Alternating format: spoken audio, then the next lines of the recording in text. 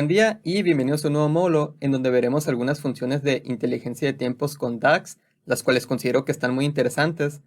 Antes de comenzar, les platico que aquí nada más les puse un nombre a estas páginas de 1, 2, 3, 4. Voy a crear una nueva página a la cual le voy a llamar 5 y aquí vamos a hacer algunas pruebas de estas funciones. Básicamente necesitamos conocer más que nada nuestra tabla calendario, en donde en la próxima sección de este curso veremos cómo crear estas tablas calendario desde cero, ya sea con DAX o con Power Query. Aquí ya la tenemos creada desde la base de datos y les platico que normalmente cuando creamos una tabla calendario es muy importante crearlas para que nuestras funciones de inteligencia de tiempos funcionen. Se los platico porque aquí, bueno, ya la tenemos creada. Lo que sí tendríamos que hacer también es decirle que a esta tabla calendario, acá desde herramienta de tablas, por ejemplo, cuando la selecciono desde aquí, se habilita esta función. Me voy aquí a marcar como tabla de fechas, que es en pocas palabras decir que marcar como tabla calendario. Y aquí donde dice columna de fecha, voy a poner la de date key, que viene siendo nuestra columna de fecha. Esta se puede llamar fecha, entonces simplemente le pongo aquí. Viene siendo nuestra columna con las fechas únicas, día por día. De hecho, tiene que ser del tipo de dato de fecha. Nosotros si la seleccionamos, vemos que aquí dice tipo de datos, fecha. Igual, todo esto ya se los platico en la sección de tablas calendario. Ahora, eso es algo que tenemos que ver. Lo otro cuando creamos tablas calendario es que, por ejemplo, si yo pongo una tabla por acá, simplemente para que vayan viendo, podemos empezar con los días de la semana, miren. Si yo pongo día de la semana por acá, bueno, aquí viene un número, en un momento les platico por qué, pero también si pongo el nombre del día, aquí vemos los órdenes de los días, pero se ordenan de manera alfanumérica, es decir, de A, B, C, D, hasta la Z, todo esto. Lo que yo quisiera ver aquí es que vayan de lunes a domingo, que por cierto, esto del día de la semana es un campo numérico que por ejemplo aquí se está sumando, pero si yo le pongo no resumir, en realidad son días que van del 1 al 7. Aquí ya se me ordenó, igualmente lo puedo ordenar de aquí, por ejemplo aquí lo puse al revés o así. Entonces yo no quiero depender de esta columna para que el nombre del día se me ordene. A lo que me refiero es que si yo remuevo este día de la semana, yo quiero que se mantenga ese orden, pero no lo está haciendo. Y si yo quisiera poner, por ejemplo, el total de ingresos acá, por día de la semana, quiero que se me ordene. La manera de hacerlo, lo podemos hacer desde aquí, aunque miren, les voy a explicar también por acá. Si me voy a tablas, me voy a la tabla calendario, y por acá podemos ver esas dos columnas, que aquí está nombre de día, y acá está el día de la semana. Entonces los lunes es 1. Así, podemos ver del 1 al 7. Entonces, quiero que este nombre de día, cuando lo selecciono, me voy a la pestaña de herramientas de columnas, ordenar por columna. Quiero que se me ordene igual que este de día de semana. Entonces lo selecciono. Y aquí básicamente estamos diciendo que el nombre del día se ordena por la columna del día de la semana. Ok, está tomando en cuenta el orden numérico que tenemos acá.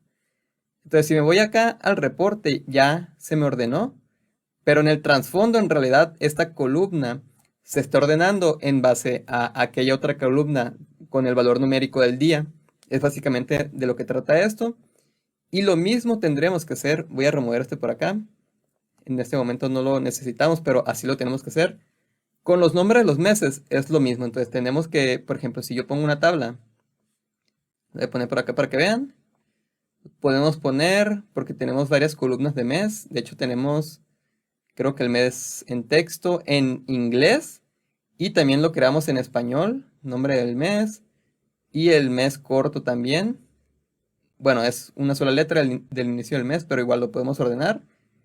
Y este que se llama mes es el mes numérico, que si yo le pongo acá no resumir, aquí ya aparece aquellos meses, entonces yo puedo ordenarlo así. Y ya se me ordenan todos acá bien. Este de mes corto está en el formato en inglés. Entonces, si tuviéramos más formatos de meses en texto, con 3 caracteres o algún otro formato, también lo podemos ordenar con este.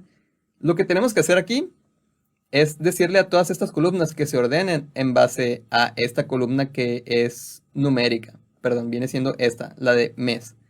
Entonces yo puedo seleccionar esta y le puedo decir ordenar por columna la que se llama mes, que viene siendo esta. De hecho la puedo remover para que vean que va a cambiar. Aquí ya cambió. Pero bueno, si la remuevo, igual estas están desordenadas. Entonces mes corto, quiero que se me ordene por la columna de mes. Bueno, aquí sí tenemos un error porque estos valores que están en texto se están repitiendo, pero fíjense, si yo pongo que sean 3 para que no haya valores repetidos, así, ya nos permitiría ordenar por la columna de mes. Aquí porque aparecía varias veces el A, entonces por eso no se podía hacer. Y aquí ya me permitió. Y lo otro, mes corto lo quito. El nombre de mes también lo voy a ordenar por columna de mes. Y aquí van a ver que va a cambiar. Listo. Entonces básicamente eso, tenemos que empezar con las tablas calendario. Ya después veremos más cosas. Y bueno, les platicaba al inicio que las tablas calendario nos ayudan a hacer las funciones de inteligencia de tiempos. Fíjense, un par de expresiones muy sencillas, pero que nos ayudan mucho, son para calcular acumulados de, por ejemplo, cuántos ingresos se acumulan en el transcurso del año. Para hacerlo, vamos a irnos acá a crear una medida DAX, nueva medida, y le vamos a llamar a esta ITD ingresos.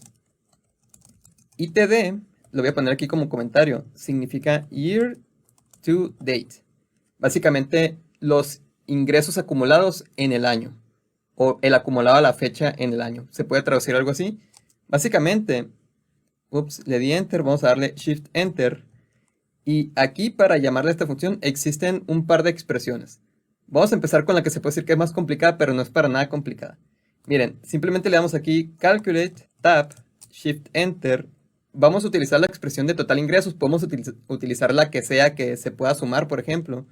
En este caso, total ingresos, coma, para aplicar el filtro que viene siendo aquí, se le llama la función dates, YTD, de year to date. De hecho, si se fijaron, miren, dates, también está year to date, quarter to date, que significa el del trimestre, el acumulado, y también el acumulado mensual. En un momento vamos a ver alguno de estos, pero funcionan en base al mismo principio. Que por ejemplo, si aquí pongo dates, YTD, tenemos que poner aquí dentro una tabla de fechas. Entonces podemos ponerle aquí, bueno, no es solamente la tabla, sino la columna, la cual especificamos que contiene cada una de las fechas. Si recuerdan, cuando especificamos la tabla calendario, colocamos que era la date key, que viene siendo con este icono, tenemos que poner esa columna. Entonces le vamos a llamar aquí date key, así nada más, no de la fact cell, sino del calendario. Tienen que tomar eso en cuenta. Entonces, ahora sí, cierro el paréntesis de Calculate y damos Enter. Y miren, vamos a irlo analizando por acá.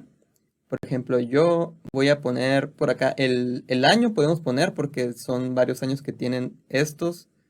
Voy a ponerle aquí, no resumir. Podemos comparar aquí el total de ingresos y también el YTD. Fíjense, aquí ya lo tengo, bueno, lo voy a ordenar por año. Y acá ya está ordenado por mes. De hecho, podemos aplicar doble orden si seleccionan la tecla de Shift. Entonces quiero que se me ordene por año y por mes.